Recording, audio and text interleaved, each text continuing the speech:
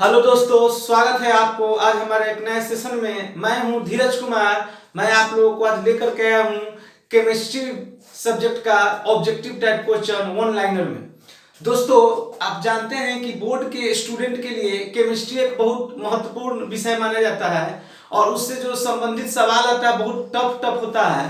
उससे ही जुड़ा हुआ पूरे केमिस्ट्री के बुक से हर जगह से निकाल करके निचोड़ आपको 21 क्वेश्चन लाया गया है और 21 क्वेश्चन को आप लोगों को अभी हम समझाने का प्रयास करेंगे दोस्तों, और उसको आप ढंग से समझने का प्रयास कीजिए। आइए देखते हैं दोस्तों।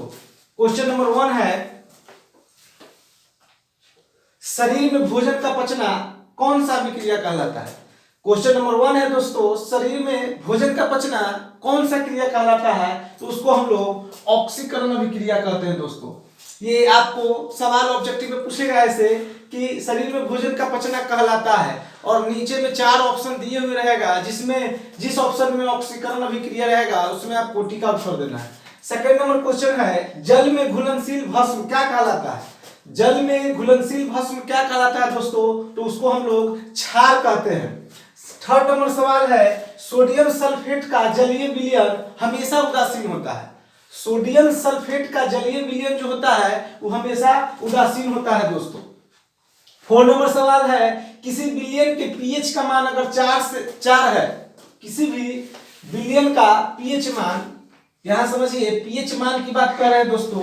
अगर किसी विलयन के पीएच का मान 4 है तो वह विलयन क्या कहलाता है। आपको पहले ही हम बता चुके हैं दोस्तों कि अगर जीरो पूरा उसका जो माप का जो दायरा होता है 0 से 14 के बीच में होता है, तो 0 से 7 के बीच में जो होता है यानी कि 7 से जो नीचे होता है उसे हम लोग अम्लीय बोलते हैं दोस्तों, और जो 7 के बराबर होता है उसको हम लोग उदासीन बोलते हैं, और जो 7 से ऊपर होता है उसको हम लोग क्षारीय बोलते हैं। पहले ही हम आपको क्लियर कर चुके हैं। तो यहाँ पर देखिए विलयन का मान आपको 4 बोल रहा है, तो आप ऑटोमेटिक है कि वो क्या होगा, अम्लीय होगा, क्योंकि अगर 7 से नीचे है तो उसको हम लोग अम्लीय मानते हैं दोस्तों।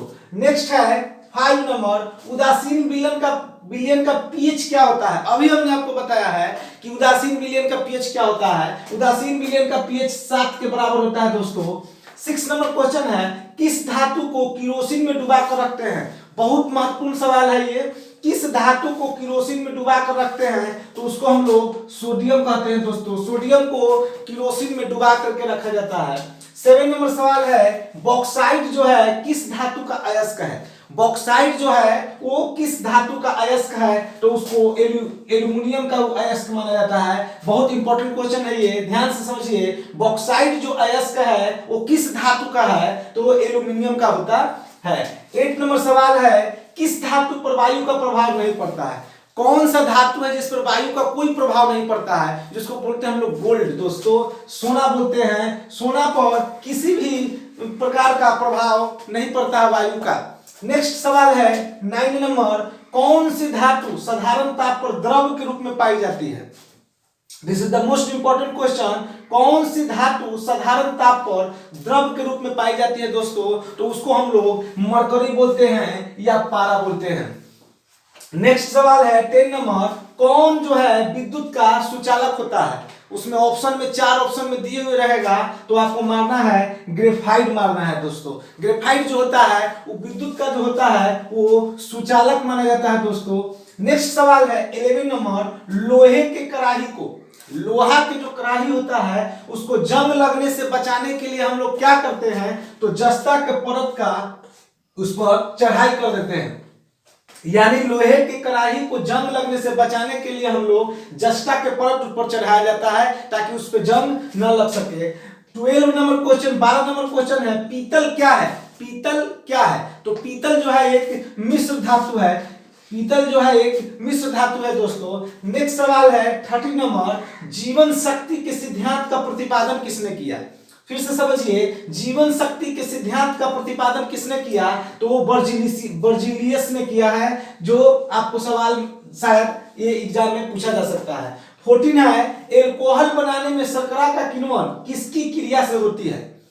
एल्कोहल जो बनाया जाता है उसमें शर्करा का किण्वन जो होता है वो किसकी क्रिया क्रिया से होती है? तो एंजाइम की क्रिया से होती है दोस्तों। उसको एंजाइम की क्रिया से उसको शर्करा का किण्वन बनाया जाता है। नेक्स्ट है 50 नंबर, मेथेन क्या है? संतृप्त हाइड्रोकार्बन है या असंतृप्त हाइड्रोकार्बन है? तो मेथेन जो है वो संतृप्त हाइड्रोकार्बन है दोस्तों। संतृप्त हाइड्रोकार्बन का ये उदाहरण और एग्जांपल माना जाता है। नेक्स्ट है 16 नंबर, अष्टक नियम के प्रतिपादक कौन है? कल ही हम आप लोगों को क्लास में बताए थे कि अष्टक नियम के प्रतिपादक जो है वो न्यूलैंड्स कहलाते हैं दोस्तों। उसको प्रतिपादक जो है न्यूलैंड है। अष्टक नियम के जो प्रतिपादक है वो न्यूलैंड है। नेक्स्ट है 17 नंबर, तिर्यक नियम का प्रतिपादन कौन है? डॉब रेनर। तिर्यक नियम का जो प्रतिपादन किए हैं वो डॉब रेनर ने किए हैं। नेक्स्ट सवाल है 18 नंबर, सबसे अधिक अधातु गुण वाले तत्व कौन सा होते हैं? सबसे अधिक अधातु गुण वाले तत्व कौन से होते हैं दोस्तों? तो उसको हम लोग क्लोरीन बोलते हैं। क्लोरीन जो होता है वो सबसे अधिक अधातु वाले गुण तत्व पाए जाते हैं उसमें। 19 नंबर है, आवर्त सारणी के वर्ग फर्स्ट के तत्व कहलाते हैं। आवर्त सारणी का जो वर्ग फर्स्ट होता है वो क्या कहलाता है दोस्तों? तो उसको हम लोग क्षार धातुएं कहते हैं। उसको हम लोग क्षार धातुएं कहते हैं। आवर्त सारणी के वर्ग 1 के तत्व जो है वो क्षार धातु कहलाते हैं। नेक्स्ट है 20 नंबर, चिपको आंदोलन का मुख्य उद्देश्य क्या है? चिपको आंदोलन जो आज हर लोगों को चिपको आंदोलन के बारे में लगभग लोगों जो भी शिक्षा में कुछ पढ़ना जानते हैं उनको चिपको आंदोलन के बारे में पता होता है, क्योंकि बहुत एक समय में बहुत बड़ा ये आंदोलन छिड़ा था। तो इसीलिए इसको ध्यान से याद रखिएगा। चिपको आंदोलन का मुख्य उद्देश्य जो था वो था वन कटाई को रोकना।